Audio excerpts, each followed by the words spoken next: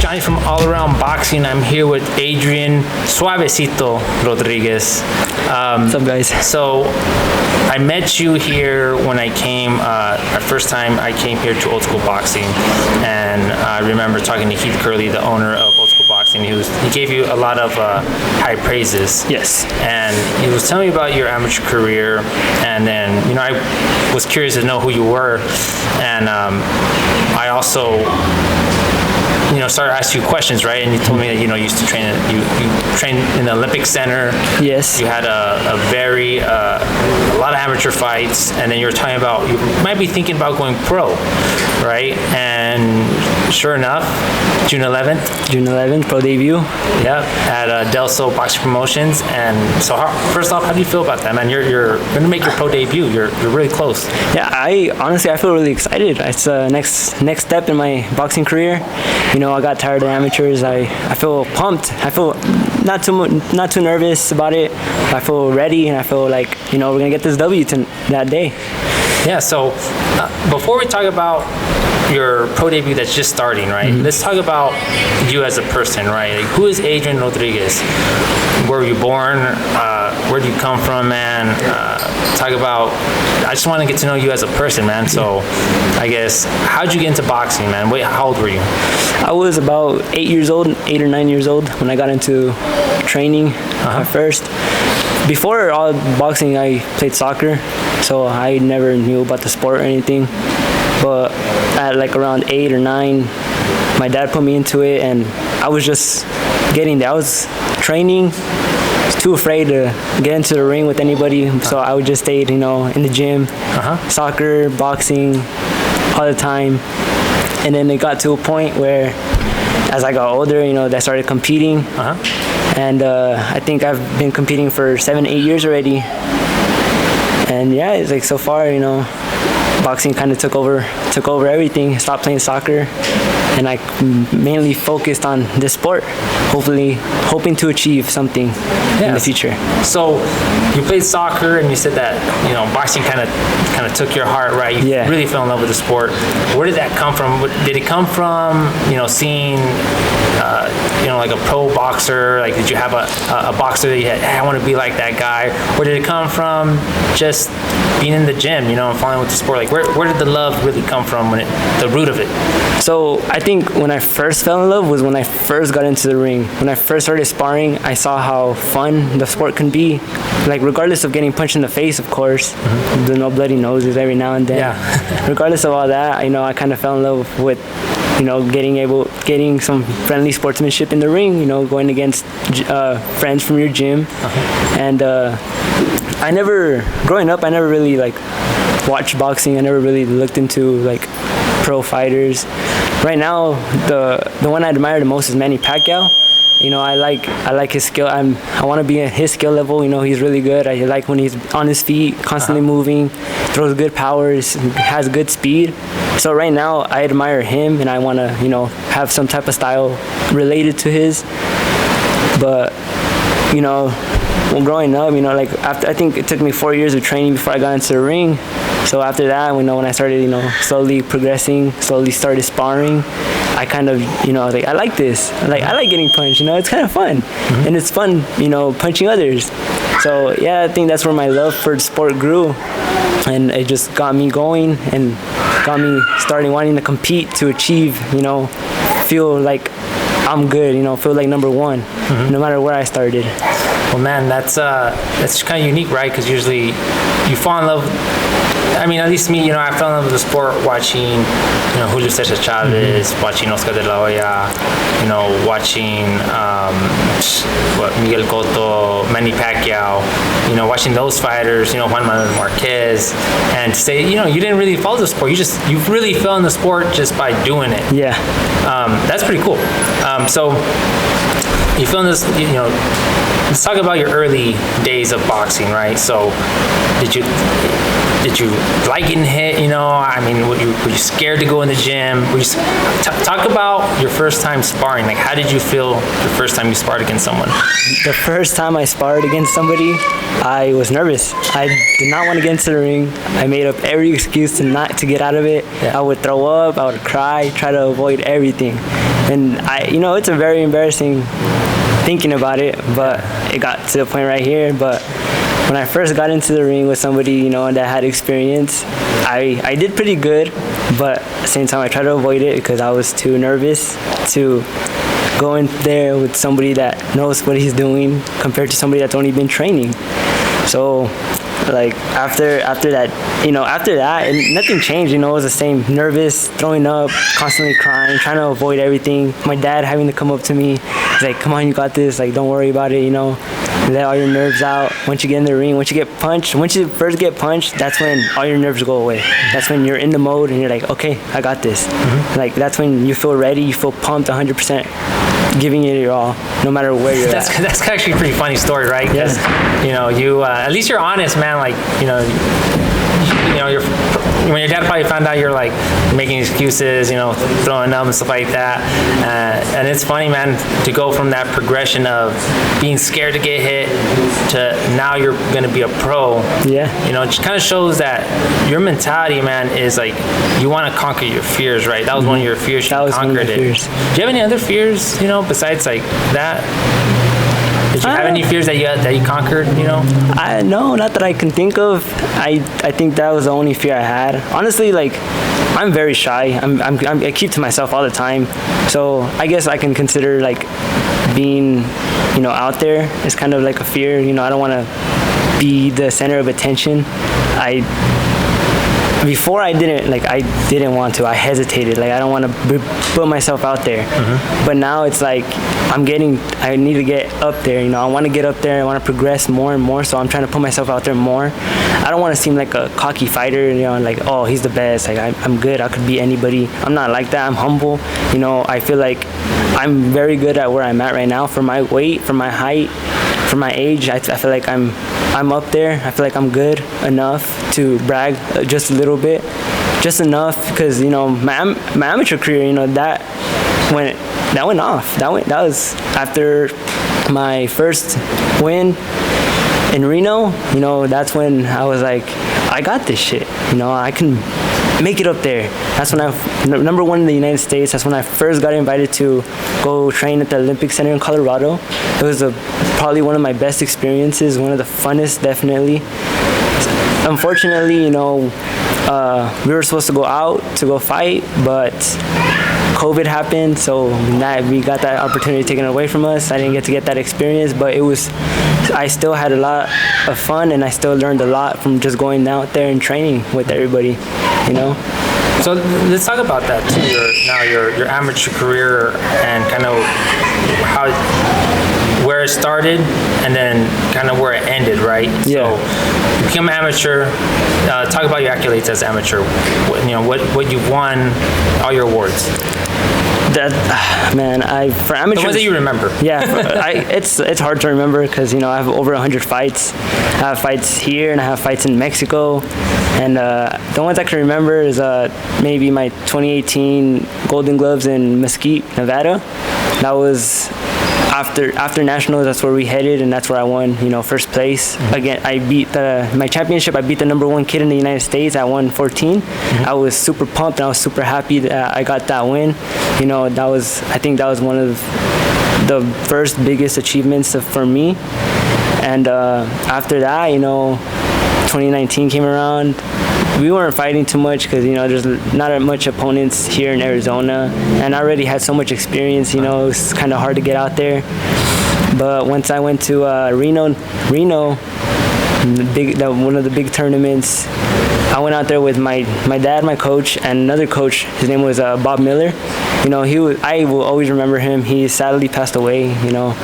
But he was there for me, and I might be talking about 2018, but he was there for me at one of my biggest tournaments, and we got to, I think, the quarterfinals. That was the farthest I gone, progressed with him. And when he passed away the next year, that's 2019 Reno.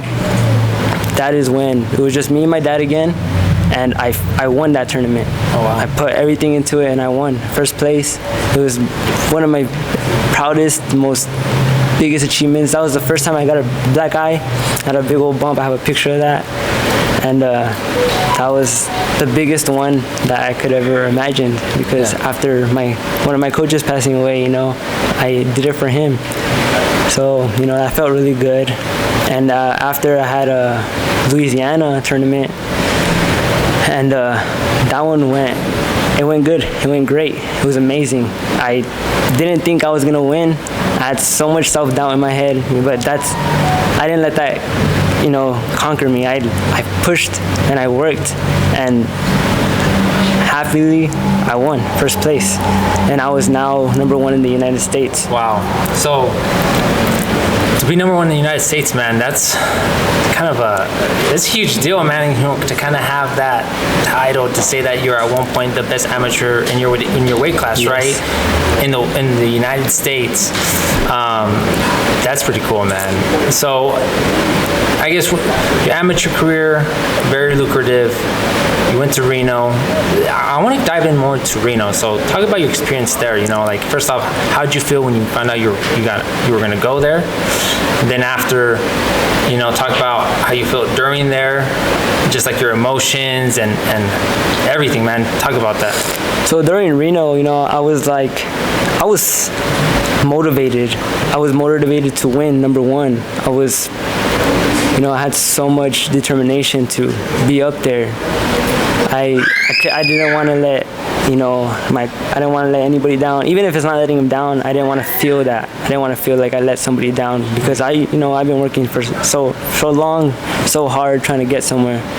So during Reno, you know, I was nervous, you know, losing weight. I was pumped. When I got into the ring, during the first round, I was like, okay, let's see how this guy fights. And then after, you know, the first round, after like maybe a few minutes, like a minute, after that, I was like, all right, I got this. So I pressured, and I did that to every single one of my fighters. I ended up reading them, I pressured them, got them tired, and all my nerves just went away. Wow. And it was good. Like, you know, I had a bunch of motivation. I had all my family and my friends supporting me, trying to make it #1, trying to get somewhere, you know. Mm-hmm. So, you know, it was nerve-wracking, but I had a lot of confidence and I had a lot of hope that we would win that. Yeah, so that's cool, man. And, you know, it's funny too. You said earlier you say you're a shy kid, but, you know, we just did a workout, and I said, man, be flashy, and, you know, you're being flashy and everything, man. So it's good that you're okay of coming out of your comfort level, because you see the bigger picture. You know, the bigger picture is, you know, the best. You are your own marketer, right? Yes. You have to market yourself, and as a boxer, that's very, very important. And yeah, you could be humble, but you have to show a little flashy, right? And it's good that you know that at an early age, and your first pro debut, right? Mm-hmm. You know, it's good that you already know that, because from your first fight to your 20th fight, you can only get better, and, you know, you'll throw your own flavor in it, so it's cool. So your amateur career, you know, very lucrative, very fun, #1 in your weight class at one point. Let's talk about your coach, the one that passed away. It means a lot to you, right? How did you meet him, and, you know, why did he mean so much to you? So when I first met Coach Miller, at first I think he invited us to go sparring, and, you know, me and my dad went, of course. So we went sparring with the people he was training, you know, did some rounds, you know. From there, we just continued the sparring cycle. And then I think it got to a point where his boxers that he was training, they left, and he came here. So when he came here, that's where he introduced me and my dad to this gym, old school boxing gym. And he took me in, you know, as one of his students. And I think I've only got to know him for a year, but in that year we did a lot, you know. He helped me get better. He helped me straighten out my punches, better out my movement, you know. And he took me out to go sparring in California, you know, Vegas, wherever we could have went to go get sparring, he was there. You know, it was just me, him, and my dad. And you know, he believed in me, and he took his time with me, and he showed me how to do things right. And, you know, that's, you know, and so that was 2018, I believe. And it just meant a lot to me that he wanted to take the time and help me be better as a boxer, and that he was actually, you know, a trainer that was going to be there instead of like, oh, good luck. you got this. Yeah. But he was there like all the way when we first started coming with him. So like after his passing, I took it hard because like that guy, he meant a lot. Like he really helped me get to where I'm at now. And he showed me a lot of new things, and I take that in now and I use it in my in the ring. Yeah. So I mean, if you don't mind me asking, how did he pass away? I'm not really 100% sure of how he passed away. I wasn't, informed of anything. I just know that he passed one day. Yeah. I was out with family and he passed. Okay. And it was sad, but. Well, it's unfortunate, man. Yeah. And I'm sure he's smiling because he set the foundation for you and your dad. And I'm sure that when you were number one in the country, he was very, very proud, right? And also, pro debut, man, he's gonna be watching you. Yeah. So that's awesome, man. Now we have your dad's your trainer now. You're the trainer. And talk about how's that relationship between you and your dad. So first starting, I was at a gym, regular boxing gym. He didn't know anything. He didn't know much of anything. So after my first fight, the trainers at that gym, they kind of let me down. They kind of didn't show up for me. And my dad was there for me. He wanted me to progress. He wanted me to be better. So after they didn't show up, he's like, you know what, let's do it, me and you. So we just started from working out in the gym, going to some boxing gyms to spar, and like our relationship was strong. We have a strong bond. So we trained every single day in the garage, outside, at a park, anywhere we could have trained, we went. And at this point right now, I can consider my dad not just my dad, but he's my dad, my trainer, and one of my best friends. We got really close, and we have fun together. Like this sport, it's hard work. Gotta do all this, but sometimes you can let loose and have fun, and that's what we do. We work hard, and when we do mitts or something, we have little sparring sessions sometimes together, and it's just it's great, it's fun. That's a little break or a little release of stress. It's a great bond. We have a great bond, and I really do greatly appreciate his commitment to me for putting in his hours because I know he works hard. He works to provide for us. And even straight after work, he comes for me because he knows that we can make it somewhere, and I greatly appreciate that from him. And I'm glad that I'm still here, that I haven't backed down or quit or anything, because this is something that we can do together and have fun while doing it. Yeah. And it's great realizing how far we've gotten. Yeah. Because from the bottom, now we're here, right? Yeah. So tell me about one memory so far you've had of your dad that you'll never forget in boxing. In boxing, it has to be the Reno. It has to be number one. Getting number one in Reno. I think that was the best and most exciting. He was, my dad's he's a tough guy. He don't smile a lot. He don't he don't always laugh. Yeah. But that day, I got to see the smile on his face, and he was so excited. He grabbed me. He said, "We did it." So we're number one. I think that was one of my greatest memories of him. Seeing a big smile, seeing him proud of me, getting that. So that's probably one of my best memories. Cool, man. Well, we got your dad here. Where's your dad?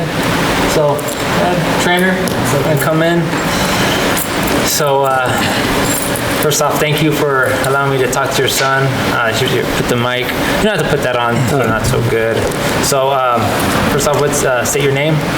My name is Lorenzo Rodriquez. So Lorenzo. Okay, Rodriguez. I just learned it right now.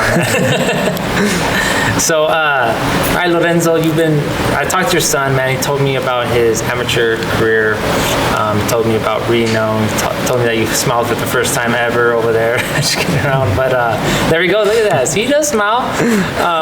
So talk about how it is training your son, man, because we've seen this Mayweather, we see Teofimo Lopez, Danny Garcia, you know, their dads are their trainers, man. So first off, how has it trained your son, you know, and when you first started, you didn't know boxing, but what drove you to say, hey, I could take my son and learn this sport and take him to a level? Mm-hmm. Well, when we started, you know, I always been with my kids, all four of my kids. I always spend a lot of time with them. You know, when we started doing the boxing thing, it was him and his other brother and sister. Mm-hmm. So they started at the same time. You know, we started at the same gym, and the only reason I took them is because I wanted for them to know how to defend themselves. Mm-hmm. That's the only reason I took them. You know, so but I was always there, always every day I was there. You know, if I missed a practice, you can probably count the days that I missed practice. I was there every day, and then you know the coach, the guy that was coaching them, he asked me, well, you're here every day, how come you don't start training with them? I charge you $20 more and you train with your kids, and instead of you be sitting down, you can train. Mm-hmm. And I did train. I did spar a couple of times. I wasn't that good, you know. I got my butt kicked, but I went in there. I sparred a couple of times, and ever since they started, I mean, I've been there and learning. I'm not the type of dad, and that's why I tell all the dads, you know, I wasn't the type of dad that just sit right there and just like, you know, like babysit my kids. Yeah. No, I was the type of dad I'll go there, I'll sit down, and I look and I learn. You know, I learned how to do mitts. I learned how to the movement, the footwork, everything. I always pay attention to what they were teaching them. You know, and just like that, you know, I think we trained with that guy for like maybe 4 years, 5 years. You know, like he said, when he started competing, we only did one fight with him, and because the second one he didn't show up to my son's fight, and that's when I got upset. But I already had been, you know, training other kids, like beginners, you know. Mm-hmm. So I've learned some the basics, you know, and kind of just along the way I learned from other trainers, you know, from other gyms when we used to go spar other gyms, or you know. But I'm the type of guy that always tries to learn. I'm not there just you know. I always go to a gym and watch, and whatever I like, mm-hmm. I add it to my son. You know, whatever I don't like, and I'm open to any how do you call it, opinion. Yep.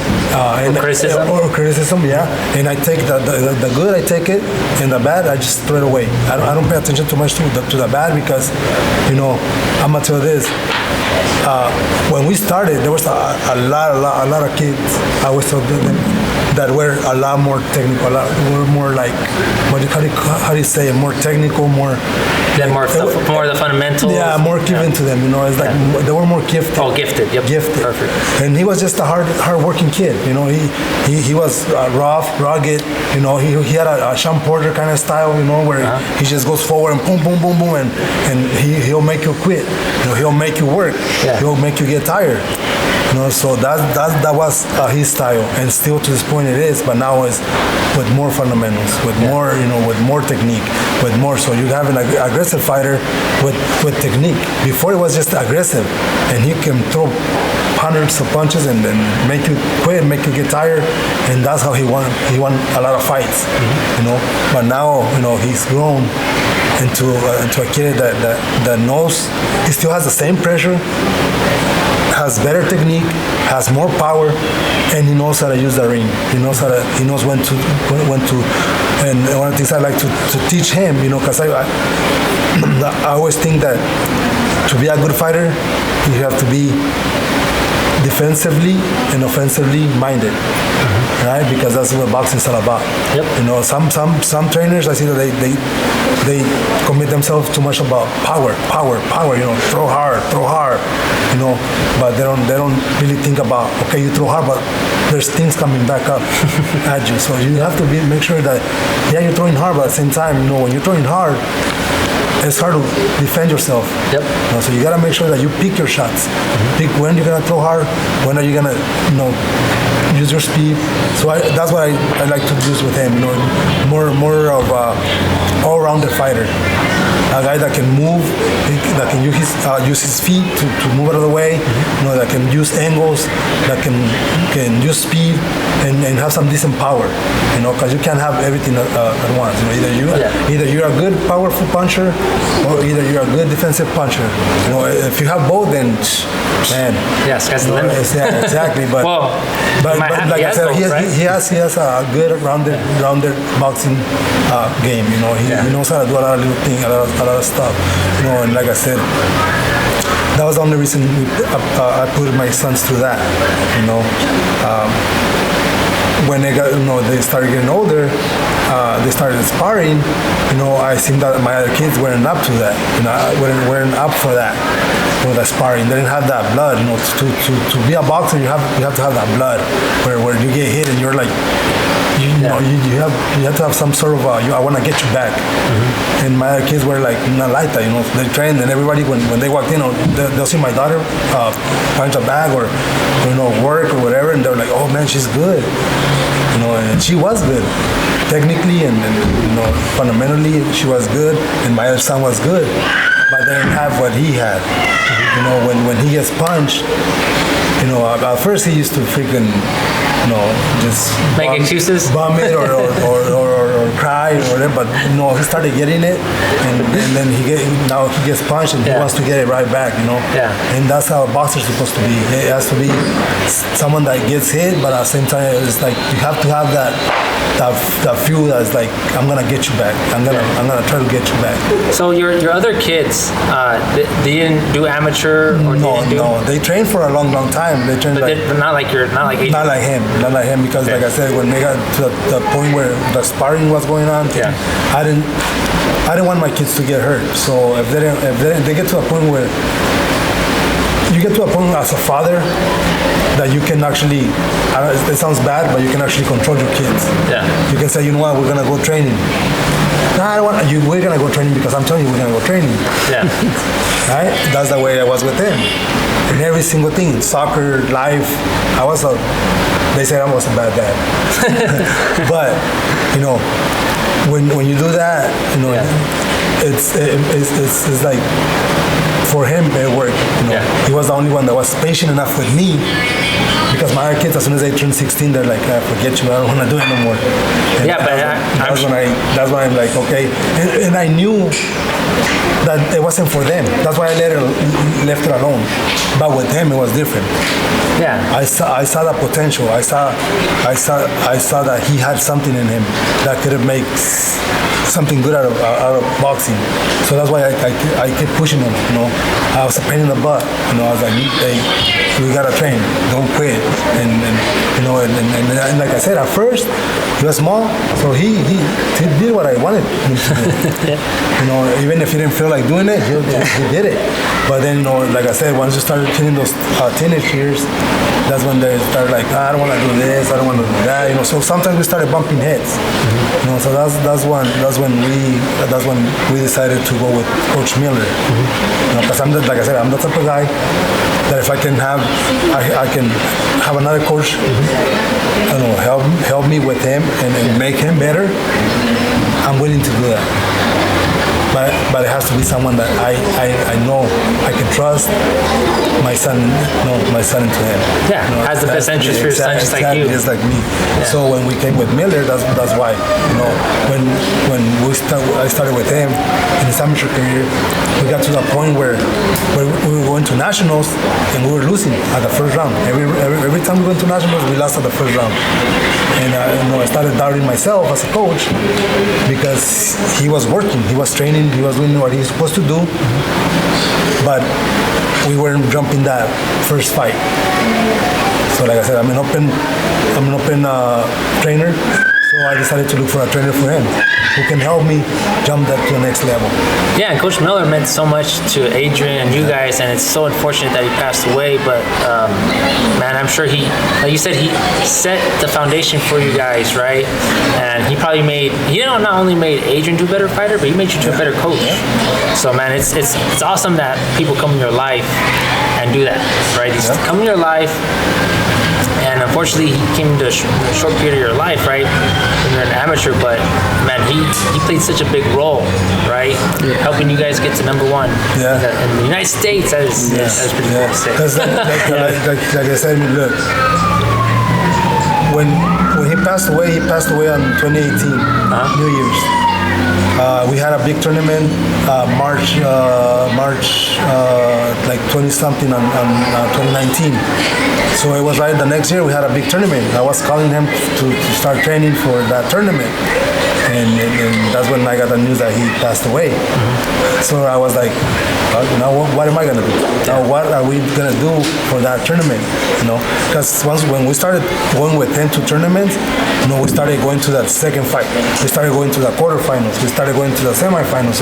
So we're just one step away from that championship, with him. As him being the head coach. So I was happy, because like I said, I want the best for him. I don't care about me. Yeah. So when he, and I wish he still was here, because he would have been with us and he would have been really happy, because we that's what we talked about all the time. When Adrian turns pro, we're gonna get him to whatever. We always had that conversation. So when he passed away, I started looking around and like, who's gonna help me now? Who's gonna take over Coach Miller's spot? And I'm not gonna lie to you, there's a lot of good trainers in Phoenix. There's a lot of good trainers, a lot of them. But not all the trainers have the drive to make a national champion, to make a professional fighter. And Coach Miller had that. He had that. He had no luck with the fighters that he had because they left him.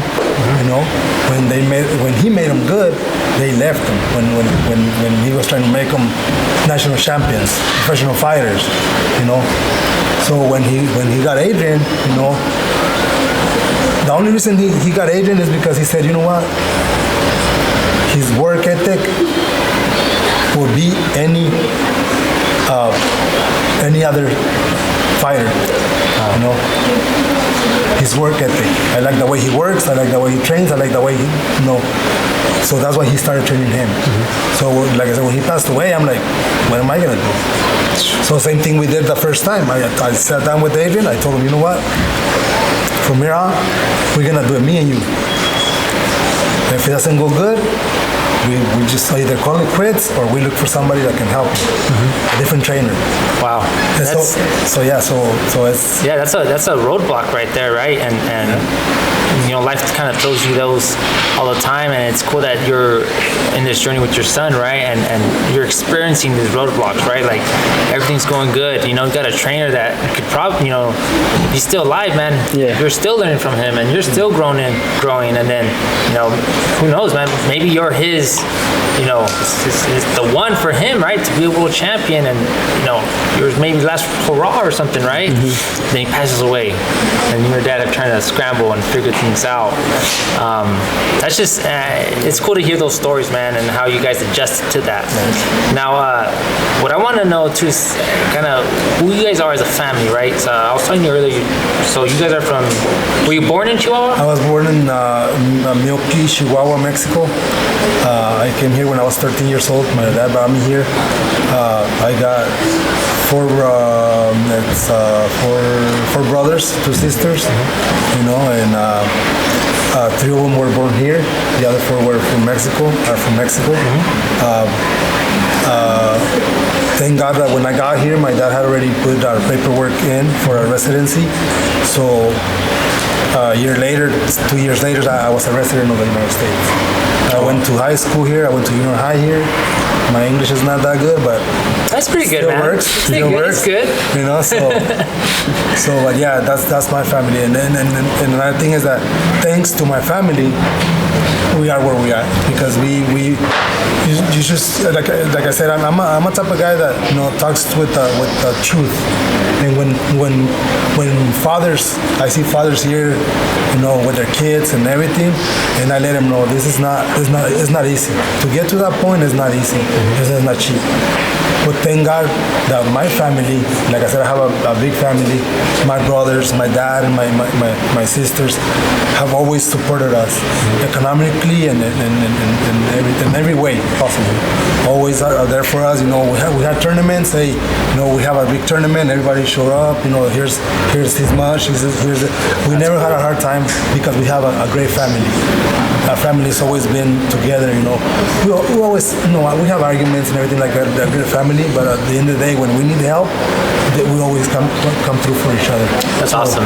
So that's why it made it easy for us to go to all these tournaments, you know, because my family was always there economically, always there helping us with whatever we needed, you know, and that was good because back in the day, you know, I was making $500 a week, and I had to go to a tournament for a whole week. You know, so when I came back, you know, I had no money. But like I said, my family helped us out. You know, we are here because of them. We are here because of God. We are here because of a lot of good things that happened to us. You know,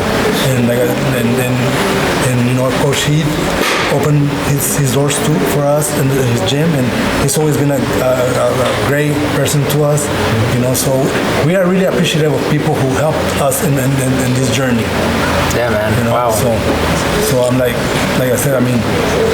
No, it's amazing too because you've already gone through so much, and you don't even have your first pro debut, or you don't even have your first fight, right? So, you know, you finished your amateur career, but now pro career, it's like you're not restarting really, but it's another journey that amateur prepared you for it, right? You know the grind, right? You know the struggle of the amateur, but pro is something different.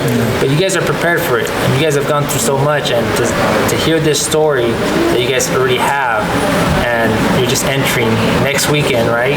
I believe it's next weekend, your first fight. It's kind of just the beginning. It's a new beginning. It's exciting, you know, but at the same time, I'm a little bit nervous. Yeah. Because, like I said, I mean, it's hard being a coach, but it's harder to be a coach and the dad, the fighter. Yeah. You know, because you have to learn how to make decisions. You know, you can't. You know, it's just a little difficult. You know, like I said, because sometimes you bump head and then you don't. You know, and then you know you have to make decisions and when to let it continue, when to. So it's kind of exciting because you know, I want to know what can he do in the pro level, you know. And I tell him if he keeps working as hard as he's worked in the amateurs, nothing but good things are gonna come out of this. Yeah. You know, nothing but good things. You know, but he's still, like I said, I always try to make him stay focused. You know, stay focused on what he wants, pursue what he wants. You know, always train, always stay ready. You know, just in case something jumps up. You know, maybe an opportunity of a lifetime jumps up, and you can't take it because you're not training, because you don't feel ready. You know. But what if you're ready? And sometimes you know life puts you there, and you're ready, and you take them, and then you know a lot of fighters have done that. You know, so that's what I want him to understand. You know, that this is like a job. You know, the better you do your job, what happens? You get promoted. Exactly, and you get promoted, what happens? You get more money. Exactly. So that's what I'm trying to tell him. You know, that's true. So this is a job. You know, and when I tell him, you know, like I said, this is here. What I'm gonna say, maybe a lot of people don't agree with me and don't like it. Yeah. I always told him, forget about the championships. If they're gonna come, they're gonna come. Just like those came, because we were never supposed to win those. In all people's eyes around here, all the gyms, they can say your son this, your son that. Yeah. You know, they can say whatever they want, but then nobody thought that he was gonna win one of those. Wow. Because he wasn't the best. Yeah, it's cool to see when you first come in. And that's what I'm saying, you know. And boom. Right and there. like I said, if he did that. just work hard. Work hard, believe in God, believe in yourself, believe in your family, believe in people that believes in you, and that's gonna take you to wherever you wanna go.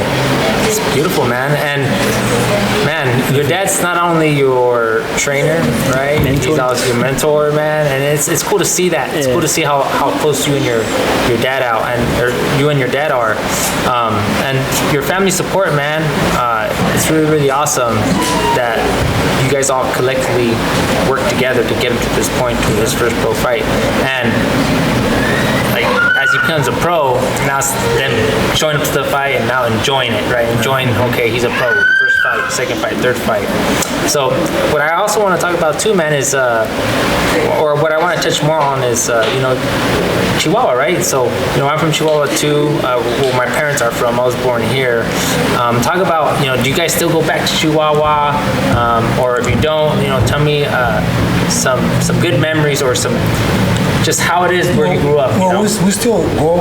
I still, back in the day, I used to go every year. Back in the day when it wasn't that dangerous. Then I stopped going for a little bit when there was a lot of violence in my little town. So we stopped going. But now we're going again.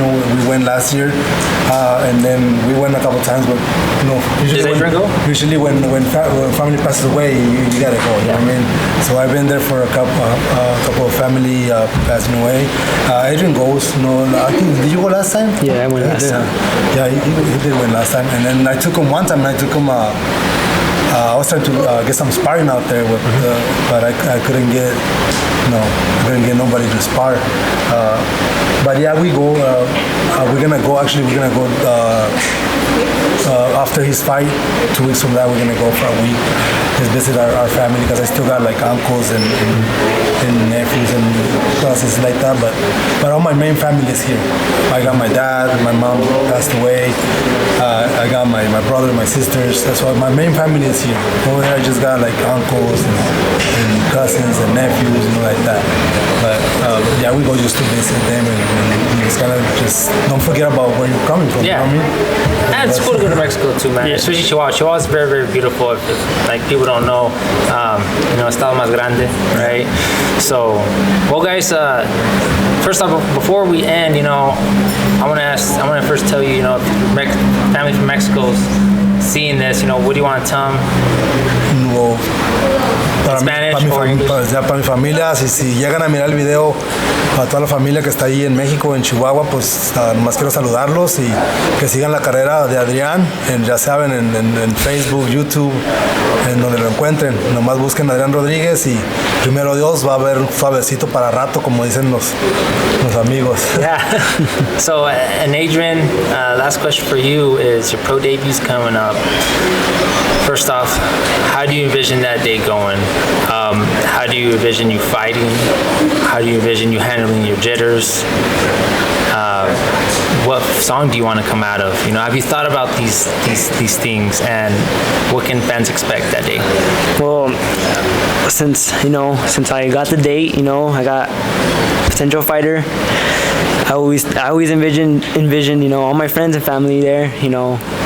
See them all out there, rooting for me, and I can see hopefully a knockout, but I can see myself doing really good, fighting the same way I've always fought, quick, like speed, power, using it all in the ring, using 100%, maximum effort.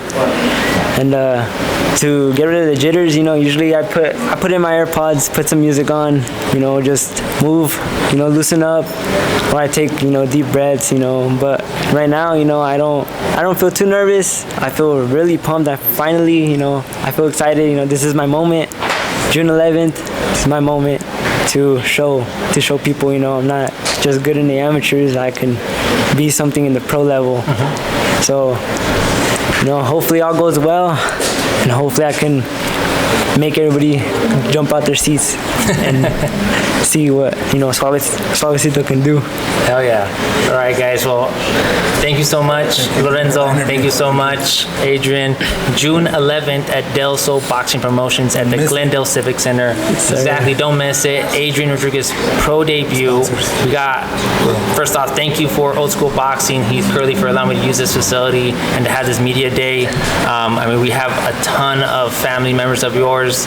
So, all right, guys. Well, thank you. And I wanna thank all my friends and my families and all my sponsors. I wanna thank every single one of you guys. I appreciate the help you're providing me. It means a lot, especially since I'm barely going up into the pro level. Because usually, people don't start off with something, But I greatly appreciate it, and I thank you, and I hope to see you guys there. You know what? And one thing another person that I want you to thank, because yes, there's a dad and son duo, but Mom right there. Mom, come on. You gotta come over here. You can come in, Mom. Come on, Mom. We want you over here. All right, Mom. I want you to say one thing to your son. So first off, what do you want to say to your son in the pro debut? No, nothing? Well, this is his mom. This is my mommy. So I just wanted to give her some love because you're a trainer, so you're going to be there in the spotlight, but your mom's right there in the background, praying the rosary probably when you fight, or praying for you that everything's okay. So thank you, Mom. Thank you, Dad. Thank you guys for soft. Thank you, Old School. One more time, thank you to our sponsors. I can't remember the names because there's so many, but Old School Boxing, how do you say this? Boohoo Boxing, Walk On, Neo Construction, New Spine, Chiropractic, the Herrera team. If you want to get a house, the Herrera team is going to help you. I got Subline AC, and I got Philips International. Okay, I couldn't remember the names, but I want to thank all you guys for your help. Okay, so thank you guys, and we hope to see you there. Have a great time. Yeah, there we go. June 11th, Glendale Civic Center, Del Sol Boxing Promotions. Thank you, guys. It's handy that you have the sponsors behind your shirt, man. So, all right, thanks, guys. Thank you.